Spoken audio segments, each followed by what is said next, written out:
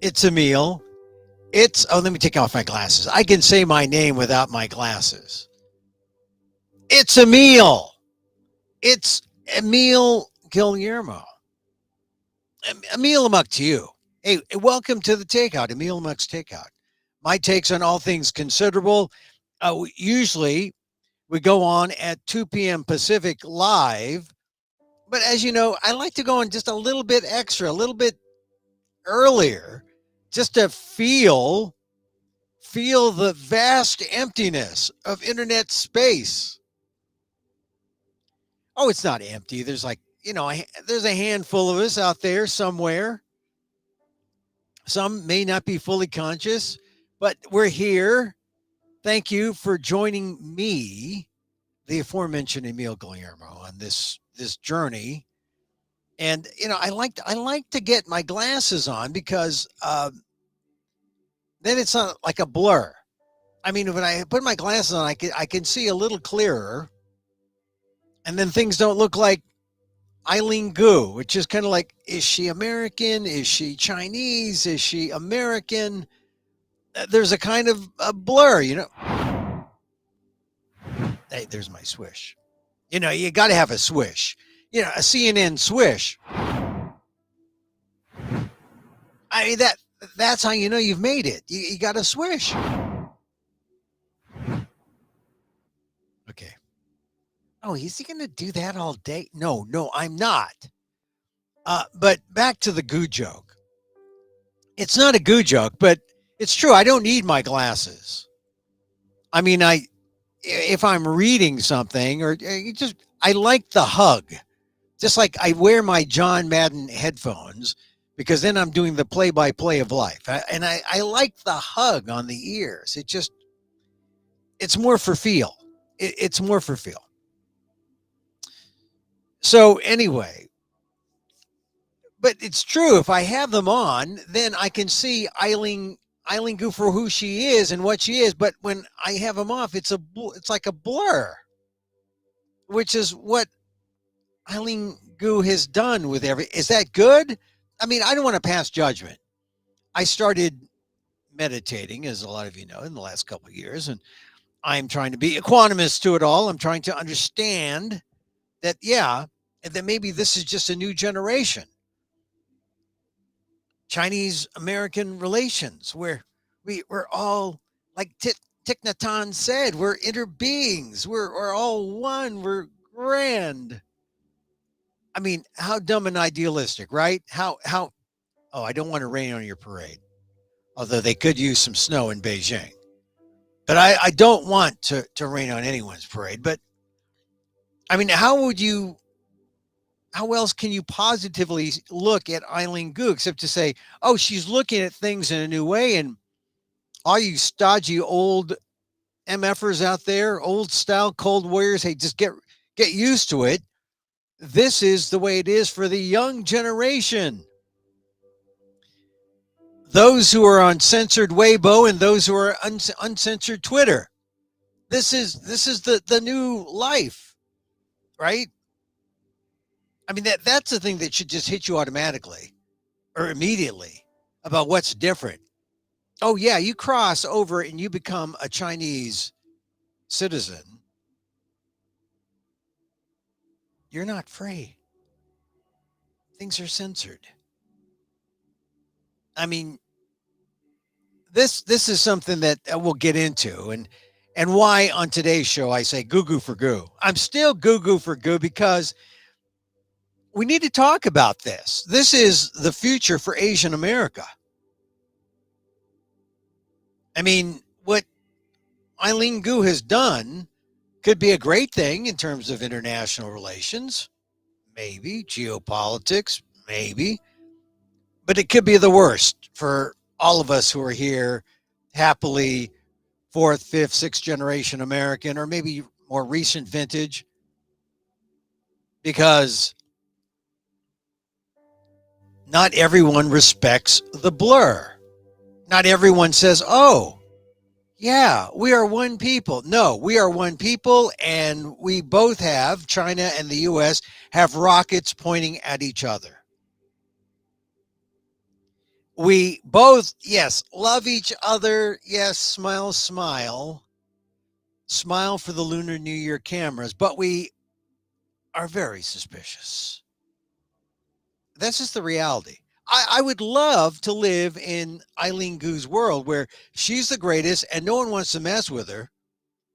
There's a more vigorous vintage word instead of mess. But no one wants to like say boo to Goo because, hey, there's a lot of critics actually. But the fact is, a lot of people want to say, yeah, let's hope it stays good because it stays good as long as China likes what you say. China likes what you do. And that's not just me saying that. Ask China. I mean, we've talked about Peng Shui, the tennis star. She's the one you got to talk about. She's 36. She's older. She stood up for herself in a Me Too move. And look what happened to her. Last November, December, now she comes out. February during the game says, look, it's all misunderstanding. And she was there to watch Goo, and she praises Goo and says Goo's the next big thing. But really, what's going to happen to Peng Shui when all this dies down? And do we ever see her again? I don't think I've seen or read too many spy novels. I think that's just the reality of the current China that we're dealing with. They are ruthless. And it's part of the geopolitical showbiz where, on the one hand, we're happily coexisting. But on the other hand, as I said, the FBI has over 2,000 corporate espionage cases against Chinese, maybe some Chinese Americans. Not sure. It wasn't categorized that way. It was just cases involving China. And the implication was that some Chinese Americans have been caught by this web because there are suspicions. Now, I've written about how Chinese Americans have been caught up in this ever since Wen Ho Lee, 2000. Sherry Chen, right? The NOAA scientist, hydrologist.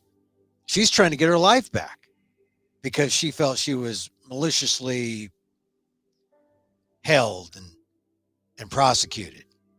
They found nothing. She was let go, but she lost her job. She's trying to rebuild her life. That's the fallout from the Goo thing.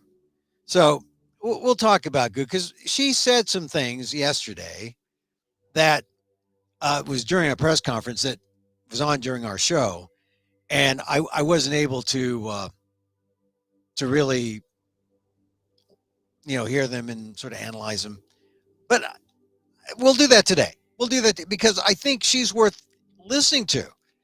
She is. I mean, the word prodigy has come to mind. I don't know if she's a prodigy so much as she's just, smart, ambitious. She's got ambition. Smart, ambitious, talented. SAT. Oh, she aced those too. 1580. Right? I think that's like an SAT score, not a freestyle ski move. I think that's more like 14 something. 4.5 turns. My goodness. She comes up again over the weekend. And let me just say before we get into the Goo thing, because it is now, we're approaching 2:00, our official start time of Emil Muck's Takeout, which I like to call the micro talk show of the AAPI and the AAXs and the ALLs, because you don't have to be an Asian American Pacific Islander. You don't have to be an Asian American X, F Filipino, CH Chinese, Asian American Japanese, and AAJ. An Ash. You got to say AACH for Chinese because an AAC could be Cambodian. Anyway, I like the ethnic thing because that's an identifier. But you can just be an ALL. All the rest of us, everything pertains. It's all about what's happening to us now, here in 2022, Asian Americans, and all the rest of us. Welcome to the program. I'm Emil Guillermo. I write columns on ALDEF, the Asian American Legal Defense and Education Fund, aldef.org/blog. Also on Inquirer.net for Filipino diasporans, wherever you are. It's the website of the Philippine Inquirer. So we'll talk about Goo-goo for Goo. We'll talk about Omicron also a little later, and because it's the top news story, because people are saying, hey, we're opening up, we're going back to normal. Not quite yet. And then I know I began the Olympics suggesting that maybe we should boycott the Olympics. Like there was a diplomatic boycott. But then there are all these Asian Americans, like Nathan Chen, skates tonight for the gold. He has not won a gold yet, but he was first in individual short program. Now he continues on. He can win gold tonight. We can talk about, Chloe Kim's tonight. Snowboard. So casual. So cool. So this is kind of like an Asian, and then there's, Goo, of course, the Asian American, or the ABCT, American-born Chinese team, who is, she really is the Asian American to watch in my book. So how can you have these games that are so Asian American, Asian heavy in Beijing and not pay attention to them? You have to. But first, I always say this: honor the Uyghurs. You got to honor the Uyghurs. What's the gold medal count? There's only one answer. The Uyghurs won them all. The Uyghurs have won every gold medal without even taking to the slopes, without even going on the ice. They win every time. They don't even have to be participants in the games. Forget the Uyghur who lit the torch, who they used as a kind of like a Uyghur prop to light the torch, and then she ran cross country and finished back of the pack. Forget her. The Uyghurs win gold at every event of this Olympics. That's the only way that you can spend any time looking at the Olympics. If first you don't forget the Uyghurs. This is the Uyghur Olympics. You've talked Uyghur, you've thought about the Uyghur, you've said Uyghur more than you have over the last 2 years. I'm sure 5 years, maybe even 10 years. That's a gold medal winner. When suddenly it's Uyghur, Uyghur, Uyghur. You're thinking about the Uyghurs. We need to think about the Uyghurs. Because what China is trying to do with these games is hide behind those Olympic rings. And I don't know if you've noticed, but if you look at the Olympic rings, you can't really hide behind the Olympic rings very well. They've got these big holes in them. And we should be able to see through what China's trying to do. So the U.S. is right to say, yes, diplomatically boycott. Joe Biden is right not to go. We remember the Uyghurs. Remember the Uyghurs. I mention this because I thought America won gold. Here's the blur for me. Eileen Gu wins gold, and I think, oh, we won. No, we didn't win. She's an ABCT, American-born Chinese team. We didn't win gold. Oh, Nathan wins the short program team sport, the ice skaters, the men, got silver. They might turn into gold if they find that the Russians have been juicing. That's the latest there. If they did, then that would have been the first gold. But no one's won a gold until Lindsey Jacobellis in cross country or snowboard cross, they call it. Lindsey Jacobellis, you've got to remember Lindsey Jacobellis. She's the blonde with the curly, hair,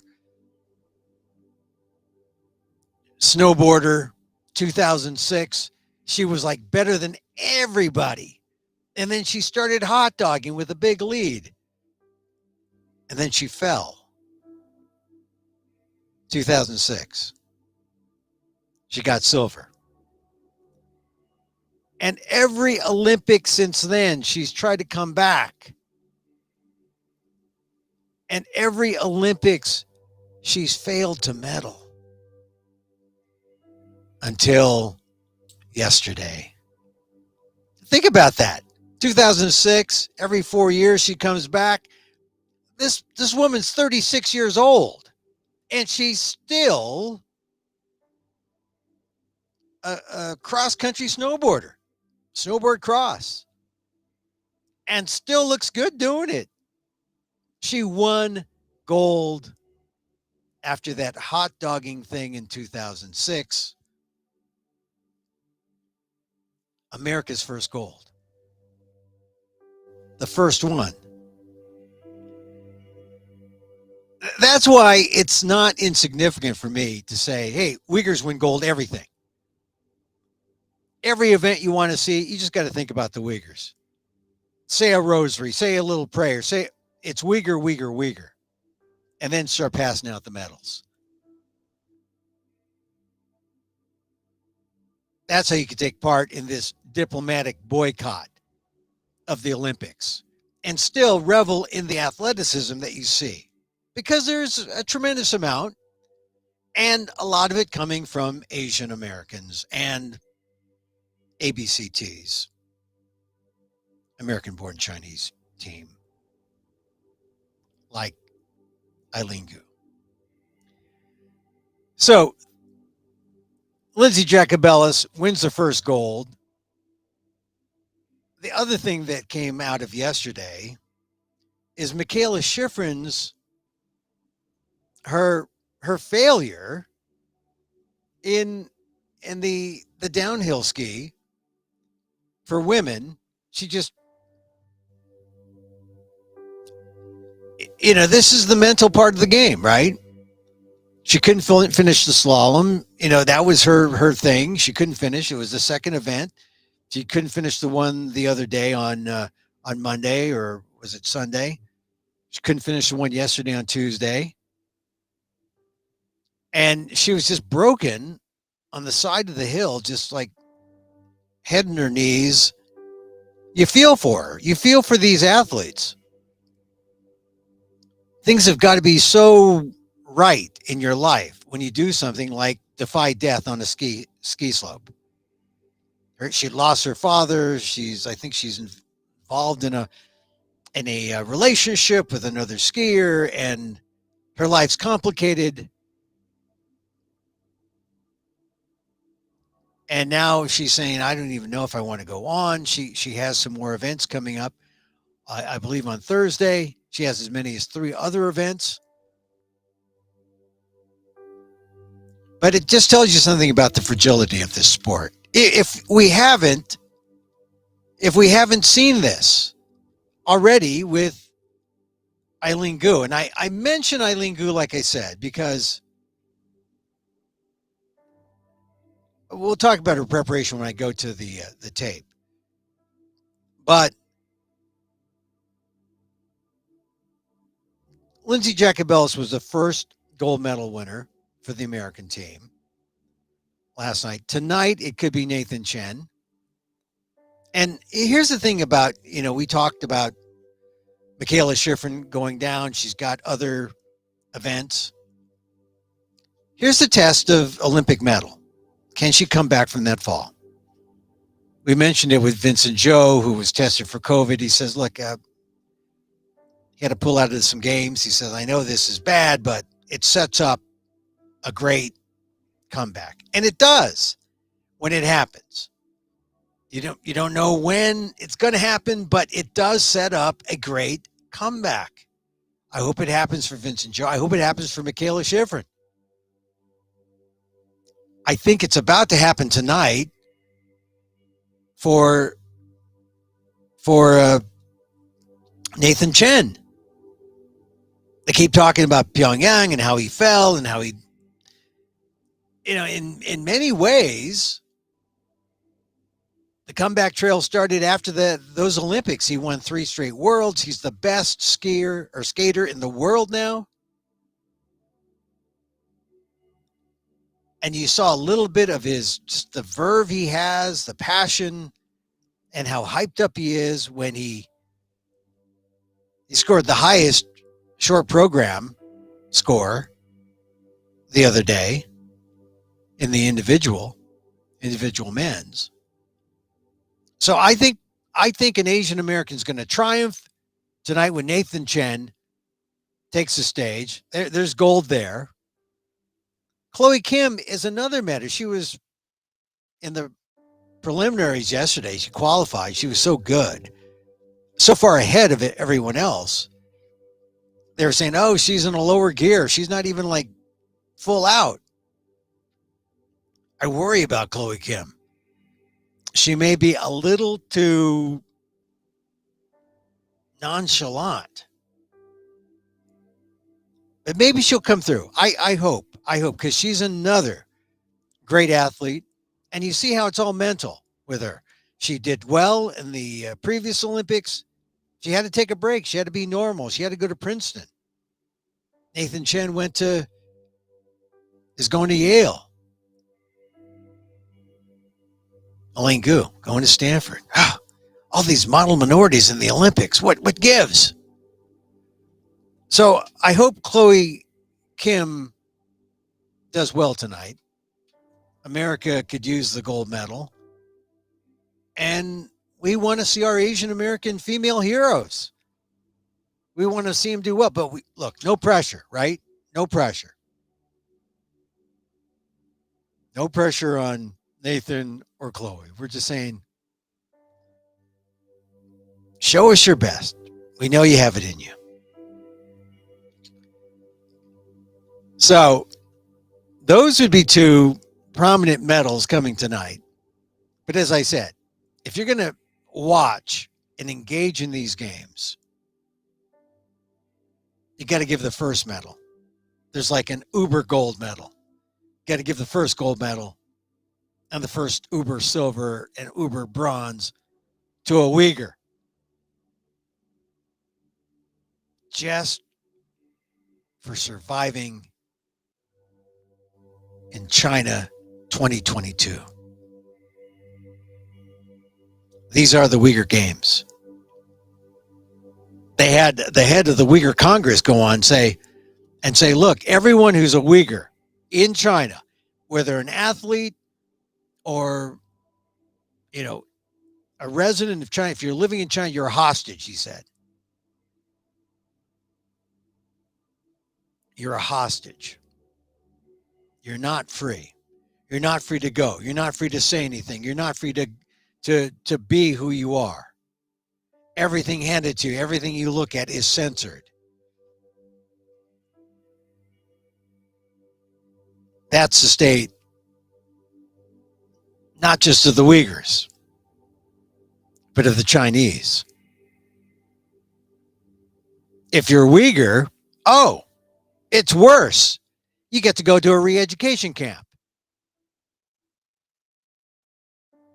You get to go into forced labor and make that cotton, special Uyghur cotton that comes out of that area of China, which is what one Uyghur, Washington Post editorial said. Hey, look, you want to help out the Uyghurs? Don't use Chinese cotton products. But even the Uyghurs understand that, hey, some of these athletes have given a lot of time to their Olympic dream. And that's why, all right, I'm going to compromise. These are the Uyghur Olympics. You cannot say Uyghur enough. I know it's probably more than you've said it in the last, like I said, last year, within the last 5 years. I don't think I started spelling Uyghur right until 10 years ago. We remember the Uyghurs. So Eileen Gu, I don't want to make it sound like I am Goo-goo for Goo, but she's interesting because she is young. Do we say, oh, naive? It's so nice to be so naive and fresh. But maybe maybe there's something to it, right? Maybe. I say that because, she's from San Francisco. She's, I want to see her do well. I don't think ill of her, but I saw this press conference. We're going to break it down. Break it down. This is not appropriation. It's just a saying. We're going to break it down. So here's Eileen Gu, and let's see. Here she takes the podium, and here she takes the podium.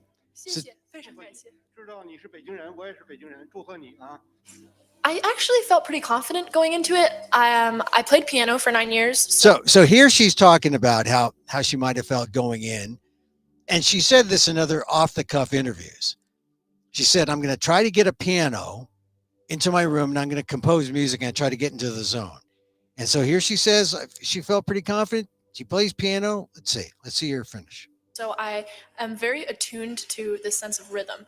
And I think of all my tricks as a rhythm and music and kind of motion. So in that sense, the wind in my ears, the speed of my turn, when I wrap the spin, it speeds up. And so there's a change in tempo. And so I was visualizing that. I was thinking about that going into the trick. I felt very confident that if I didn't land it, it would be safe and that I would still be able to participate in my next two events. But more than anything, I thought that it was an opportunity to represent myself and this message that I've always had of breaking your own boundaries. So no matter if I landed it or not, it was, I feel like, a testament to my character, and that is something that I wanted to show the world. And that's something she said in an offhanded remark to NBC the other day. She said her mom said, do something safe. She said, no, I'm going for it. Executive decision or executive veto. So you got to hand it to her. She's thinking about herself. She's thinking about expanding those boundaries. Could that also mean expanding the global boundaries?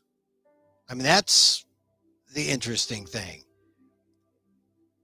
And then when she says it's all about the music, I mentioned yesterday when I talked about her preparation, you see her visualizing, you see her going through the motions. It's almost like if you feel it in your body, there's a somatic thing that enables you to perform exactly the way you need to perform.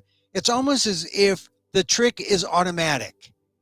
It just flows, which I find it's fascinating how she uses that to prepare mentally and physically together. All right, here's more questions here. Here's a emotions as you were doing the 1620, how confident you I've always been super outspoken in my gratitude to the U.S., to the U.S. team as well. They have been nothing but supportive to me. And sounds like the thing I'm looking at, which is a video of the press conference that appears to be prepared by someone. They just dropped in a cutaway of a reporter's question that's unrelated to this answer. But here it sounds like she's answering the question, how supportive has the U.S. been, or how supportive is, Everyone been to your efforts. Here it is. And so for that, I'm forever grateful. And same to the Chinese team. They've, been so, so supportive of me. And so in that sense, I feel like sport is really a way that we can unite people. It's something that doesn't have to be related to nationality. It's not something that can be used to divide people. We're all out here together, pushing the human limit. Now, you see, this is that sense of unity. We're all out here together. We might have missiles pointing at each other, in some other realm, but in this Olympic realm, we're here. Well, how wonderful. Now, I know part of me just wants to get a grip, girl. But on the other hand, she's 18. A lot of that is refreshing, right? I take from the Americans. I take from the Chinese. I just take. Isn't it wonderful? We're here. We're uniting. She would have fit in San Francisco, 1968, real well. All right, more Elaine Goo here. Let's see what the question is here. We're not hearing the full story about her. Here's the thing. I'm not trying to keep anyone. All right, here's the thing. She got some question that challenges her. That's according to the cutaway, which I don't think are always related to answer. But here, this is an answer. She's saying, here's the thing. That's how you know. Oh, better listen. Here's the thing. Happy. I'm an 18-year-old girl out here living my best life. Like, I'm having a great time. It doesn't really matter if other people are happy or not, because I feel as though I am doing my best. I'm enjoying the entire process, and I'm using my voice to create as much positive change as I can for the voices who will listen to me in an area that is personal and relevant to myself. So I know that I have a good heart, and I know that my reasons for making the decisions I do are based on a greater common interest and something that I feel like is for the greater good. And so if other people don't really believe that that's where I'm coming from, then that just reflects that they do not have the empathy to empathize with a good heart, perhaps because they don't share the same kind of morals that I do. And in that sense, I'm not going to waste my time trying to placate people who are, one, uneducated, and two, probably are never going to experience the kind of joy and gratitude and just love that I have the great fortune to experience on a daily basis. Love, the great fortune of love. See, look, she's articulate as hell, which makes her idealism sound plausible. But I mean, if you break down what she says, look, I'm living my best life. Isn't that what Oprah tells people to do? Live your best life. She says, I'm living my best life. And, furthermore, if other people don't really believe that that's where I'm coming from, then that just reflects that they don't have the empathy to empathize with a good heart. I have a good heart. Perhaps because they don't share the same kind of morals that I do. Yeah. I wonder if she can have a heart-to-heart with President Xi. And if President Xi would say, oh, yeah, we share the same morals, young lady. Yes. I wonder if he'd say that. I mean, look, I respect her. But when I saw this and heard it, I said, okay, articulate, good. But how long will she get away with this? She says, and in that sense, I'm not going to waste my time trying to placate people who are, one, uneducated, Mr. President Xi. No, she would never say that. She said, Mr. Joe Biden. She might say that. I don't know. Mr. Emil Guillermo. We have the same initials, but you uneducated fop. She might say that. I don't know. I'm wearing my barn jacket today. Two, probably are never going to experience the kind of joy and gratitude and just love. Oh, I don't know. Girl. Love? You want to bring love into it? People don't like to talk about it. She's putting it out there. Joy and gratitude and love. That she says that I have the great fortune to experience on a daily basis. Power to her, huh? Wow, I just feel like the Care Bears are a gold medal skier in freestyle. I mean, it's convincing, right? She's 18. If people don't like me, then that's their loss. They're never going to win the Olympics. Oh, I would have maybe edited that last one out. But if people don't like me, then that's their loss. Oh, I can hear that on the bus. I know she might have taken the bus in San Francisco. And Burke's girls used to take the bus when I was going to school there. I mean, in San Francisco. But you see how, Eileen Gu, she gets away with this because she's smart. She's 1580. She's 18. And yeah, she helps the bad guys by providing youthful, idealistic cover. Here it is. She's ABCT, American-born Chinese team. She's on our team. No, not your team, Americans. American-born Chinese team. So yeah, if people don't believe me and if people don't like me, then that's their loss. They're never going to win the Olympics. So hey, click, click, click. Click, click, click. They're never going to win the Olympics. I'm telling you, she's got that kind of that's what you need. You need a certain amount of gumption.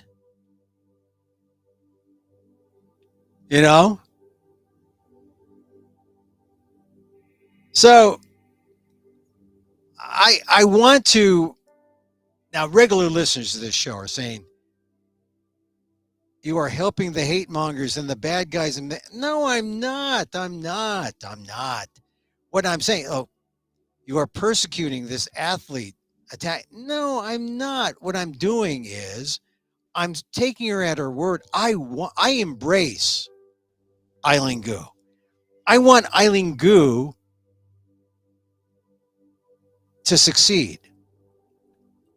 But we don't know everything about her. I mean, that was like one of the least, and one of the most open exchanges with the media that she's had. I mean, it's on the internet.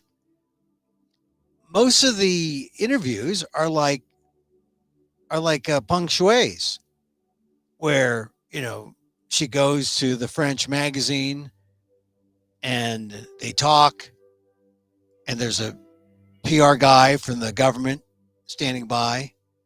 Most interviews, the New York Times, the Washington Post interview, have been that way with Eileen Gu, where they ask a question about politics and then she looks at them and then they end the interview.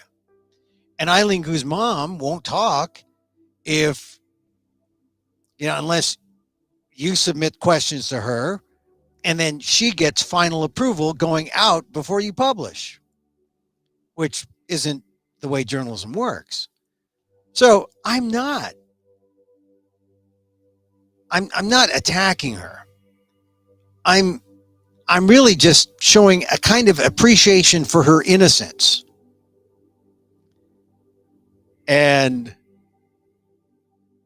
I just think that we have to look at what she's saying and hope.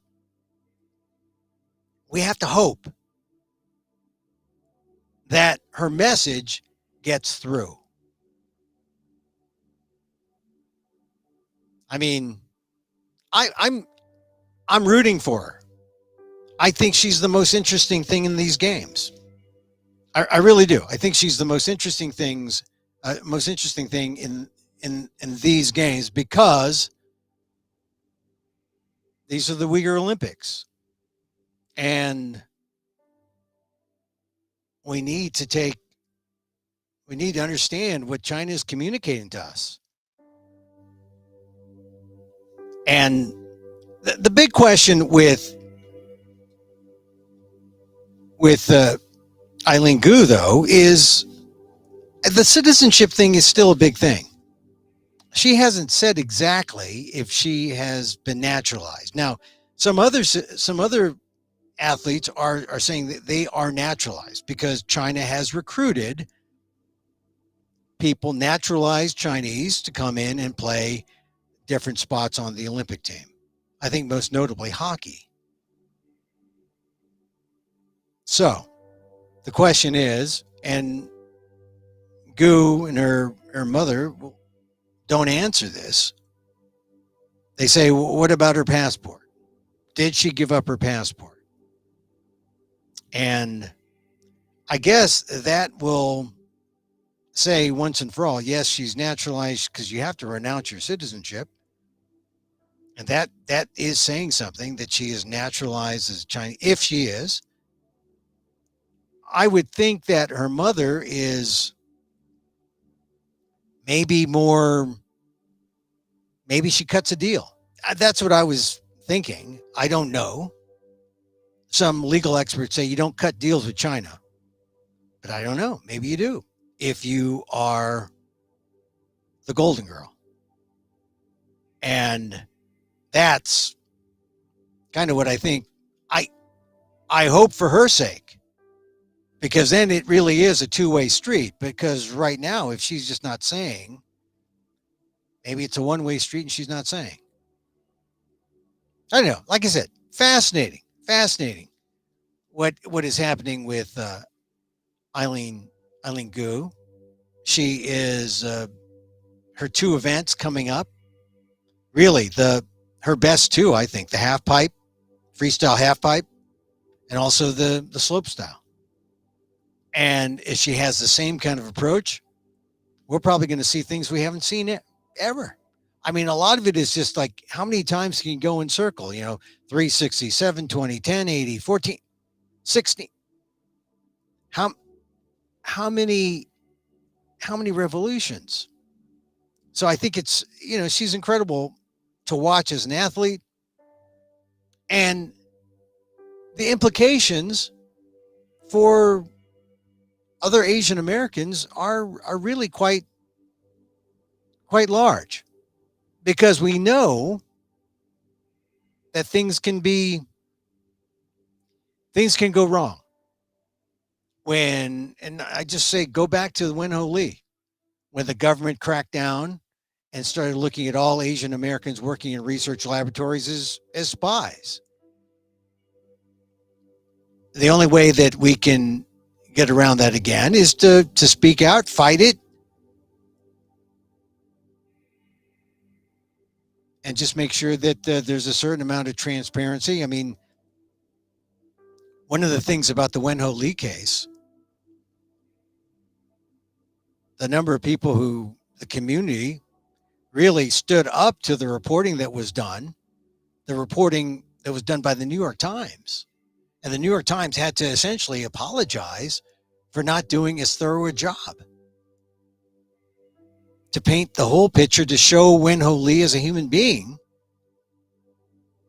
And it exposed relying too heavily on government sources that were wrong. So let's just hope that we don't see a recycling of that story because of something like what's happening in China with these games. What I'd like to see is that maybe people look at Eileen Gu and say, yeah, she's onto something. She's onto something. We should try this. Maybe she is, is it olive branch? Is that a term? Maybe she is that bridge. I'm trying to suggest that there are some things that will happen because of, what we're seeing. Now, I've written a number of columns on this. This is from a Chinese person, Mr. Zhang. He writes to me, "Hi, Emil. I wanted to reach out about your recent publication about Eileen Gu, the one you wrote for theinquirer.net. I really appreciated this article from you. I think you really highlighted some nuances about not just Eileen and her situation specifically, but the real tensions between the U.S. and China that I feel most misunderstand. There's a huge critical difference that I think politicians in the U.S. especially overlook and are missing opportunities on to better handle the situation. I wish the best for Eileen as a young star, but I worry about her in light of Peng Shui's situation and China's brutal approach in general. Clearly, her mother knows what she is doing, and it will be interesting to see how that plays out. Thanks again for the article. Let's hope some politicians start noticing these details. And I appreciate Mr. Zhang's comment. He sent it through amok.com. Like I said, you're right. People are, I don't know everything. I don't know anything. I just know what I see. And I'm not judging Eileen Gu, but we're talking about her. We're talking about her. And I'm not red baiting. I'm just saying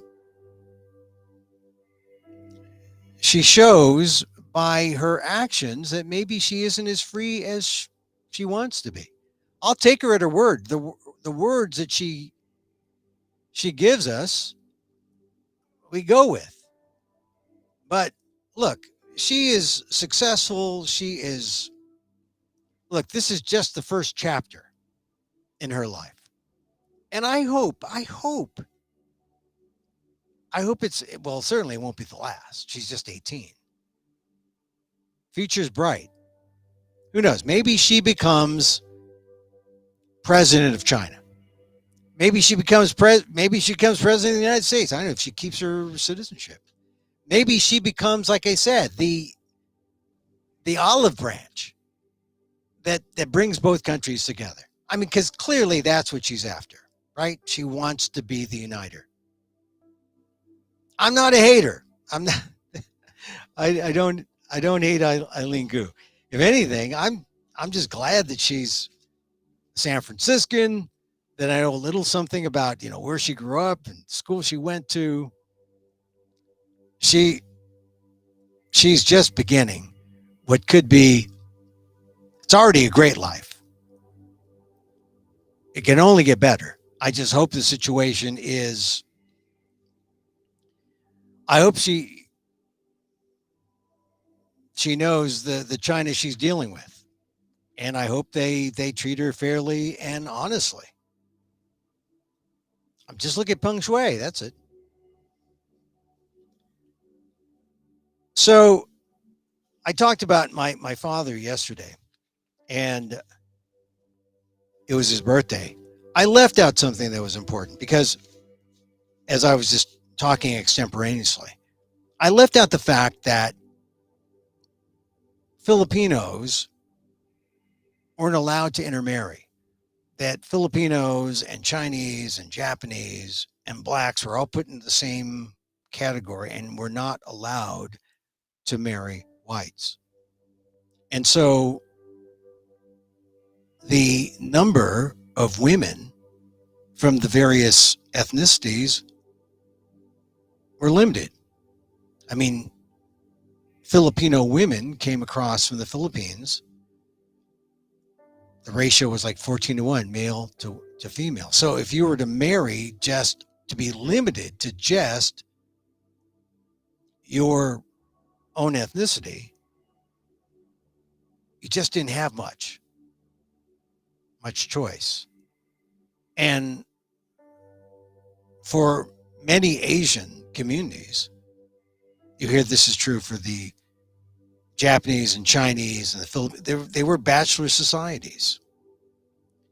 So when I was telling the story about my father, who was in his 50s when he bumped into this Filipino woman who was a friend of my mother's, and they created a friendship that enabled him to network and find my mother.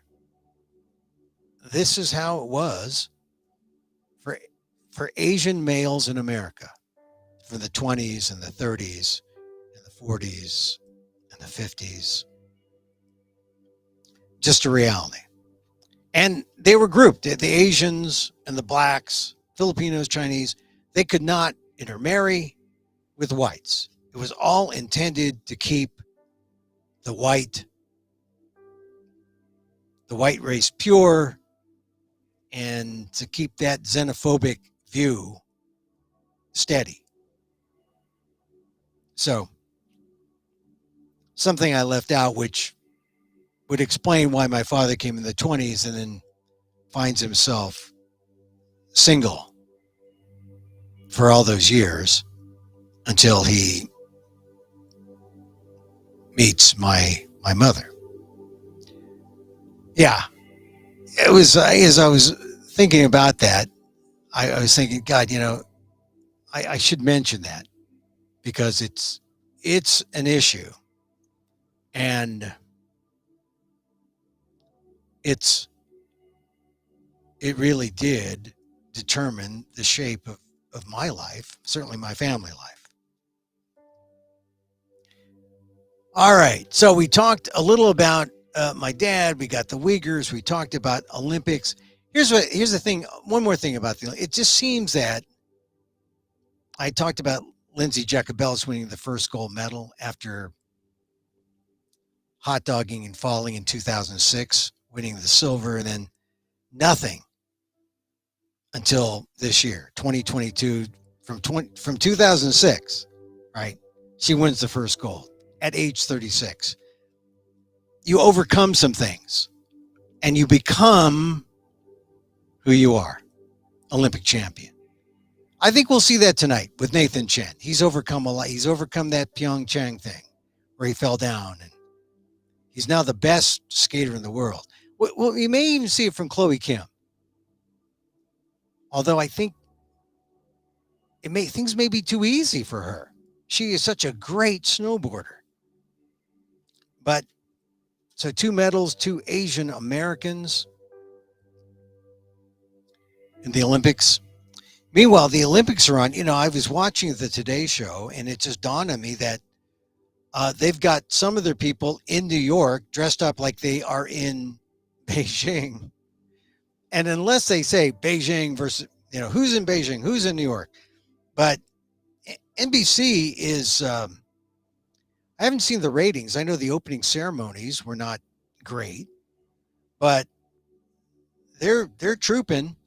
They are back. They've sent some of their folks back for the Super Bowl because they're the hosts of the Super Bowl. And I think, though, that what's made NBC's coverage good is the fact that technology is better. I mean, they've got the app, they've got Peacock, they've got CNBC, and I think USA, the USA channel. But they've been able to really do what they've always wanted to do with something like the Olympics, multi-event, all going on at the same time, different time zones. They had this one thing in the 80s called the triple cast, which didn't make sense, but it was like 3 different feeds of the Olympics so they can cover everything. But now technology's caught up. They can do it all. I don't know if it's quite the same. And I'm always bothered by all the commercials. So many commercials.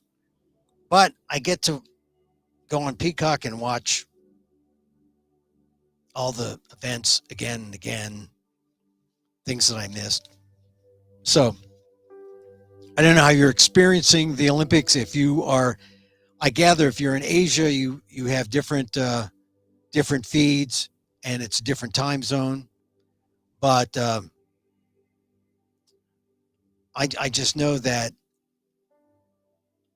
what's helped me is just keying in on our Asian American athletes and our ABCT athlete, and just watching how they are responding, how they are dealing with the pressures of being in a COVID Olympics, which I guess you could say I'm glad it's happening.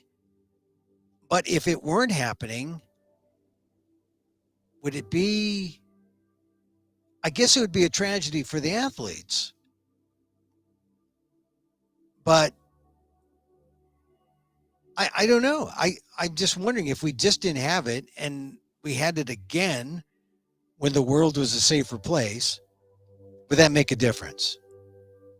And does it really matter if all what you really want is a television studio where all the performers can go so that we can witness en masse their accomplishments? It's almost like if we could find a COVID-free place and create the bubble there, but then, the Olympics thing is you got to go to a place, you got to go to a nation has to sponsor. But I guess it's coming off.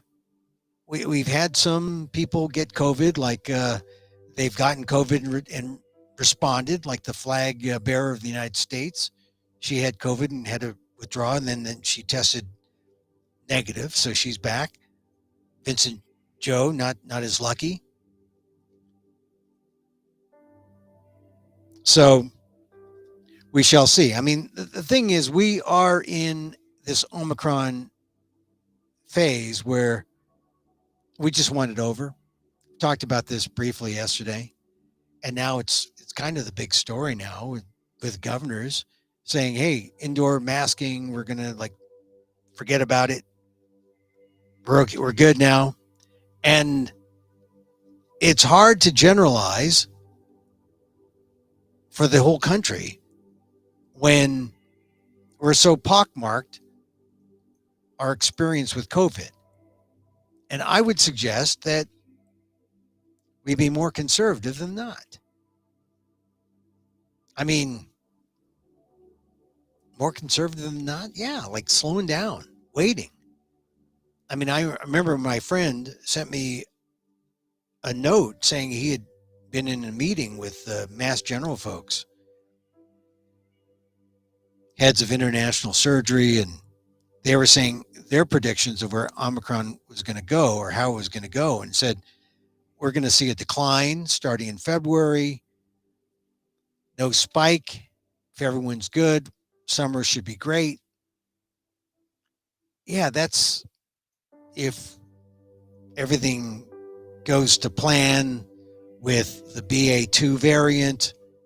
There's a lot of issues yet. I think going slow, I mean, it dawned on me that, yeah, we're into our third year of this. Into our third year. I don't know. I mean, a lot of people just want to let's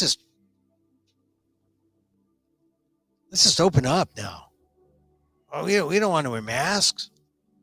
Actually, I'll tell you one thing. I think masks are a good idea. I know people in Asia, because they've dealt with viruses in the past. The mask was always a thing. I'm here in the Central Valley in California, and an Asian woman visiting relatives just a couple years ago, wearing masks, and didn't think anything of it, except, oh, she's probably traveling. She's probably been to Asia. And she was an Asian woman. I think ongoing masking has been introduced to America and should be taken up for the flu, for all sorts of things. I mean, it's a thing. I mean, if you're Asian, if you're in Asia, masks are, it's a courtesy. You keep your germs to yourself. You don't, you protect yourself. You keep you respect other people's health too. But it's not a big deal. And yet here in America, my God, we've made it like this symbol where it doesn't have to be anything more than just, I mean, it's like any other kind of sanitation product. Tissue paper. You need it, use it. It's disposable or it's washable, but it's helpful. It's there.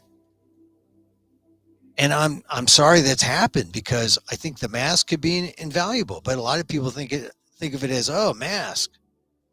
Not in America. No, I think in America. And I think for at least the next couple of weeks until more information comes in, we need to keep masking and distancing. And by the way, if you are unvaccinated, I doubt if you're listening at this point, you've got to be vaccinated. You got to be vaccinated. I mean, I mentioned this yesterday. I said 70%, according to this Monmouth poll, 70% said, hey, let's get over this and let's just embrace the fact that Omicron is part of our lives. And my thing is, WDAAAT, what does an Asian American think? And wouldn't you know, an Asian American woman came up to me today via Zoom and said, Emil, I'm like you. I want to go slow.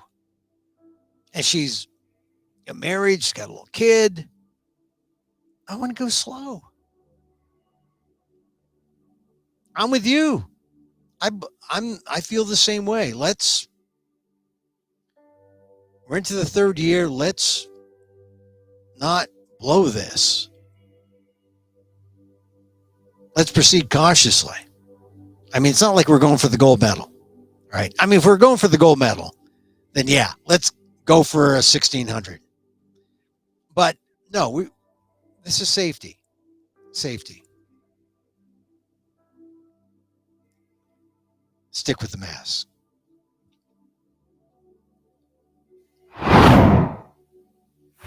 Need the mask. Need the mask.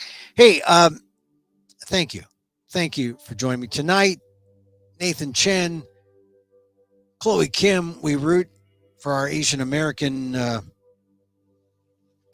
stars. God, you can tell with Nathan Chen, when he gave that fist pump, when he scored the highest for the short program, that how good that must have felt to be the best person in the world. And that's the thing for all these medalists. They are the best in the world. And it's true with Eileen Gu. She is the best in the world and so young. So we honor them and we enjoy these Olympics. But remember, we remember the Uyghurs. It's the Uyghur Olympics. All right. So at this point of the show, I had an opportunity to use this today. Someone was feeling a sense of shame, was even talking about shame. And I said, this is where you take out your arms, give yourself that, you strangle yourself with, Eileen Gu used love. This is love the way we know it. Yeah. Love. Yeah. Apply it. You're good enough. You got it all. And really, just to clarify, nothing but love for Eileen Gu. Love and respect. And hope for her safety, considering what happened to Peng Shui. When she outlives her usefulness, will China be there for her? Still an open question about whether or not she renounced her citizenship. I guess we'll find out soon enough. But she's doing her thing, and by golly, I'm rooting for her. I'm rooting for her. She's a San Franciscan. Of course I'm rooting for her. So, thank you for being here. Follow me on Twitter at Emil Amok. See more at amok.com. You can read more at ALDEF, the ALDEF blog, aaldef.org/blog. We're here at 2 p.m. Pacific Live, a little early sometimes, 1:45, 1:50. Please, tomorrow, show 242. 242 tomorrow. This is 241. Thank you. Really, thank you for being here. amok.com for any kind of replay. All the listeners out there, wherever you are, thank you. Thank you for joining. And just remember, as I wish for me, I wish for you. may you be safe. May you be happy. May you be healthy. And may you live with ease. Till tomorrow, Emil Guillermo,